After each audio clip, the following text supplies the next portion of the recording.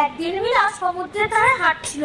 হঠাৎ বাড়ির উপর একটা বোতলে অদ্ভুত তরল পড়ে থাকতে দেখে সেটা সে কুড়িয়ে নিল। কিছু দূরে একটা মাছের কঙ্কাল দেখে কৌতূহলবশত তার উপর সেই তরল ঢেলে দেয়।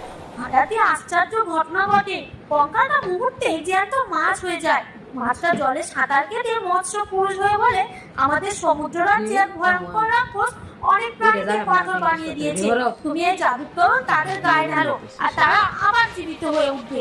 মীরা সাহস করে মাছটার সঙ্গে সমুদ্রের রাজ্যে গেল। সেখানে অনেক পাথর হয়ে থাকা প্রাণী দেখে সে তাদের গায়ে তরল ঢালতেই একে একে সবাই জীবিত হয়ে উঠল।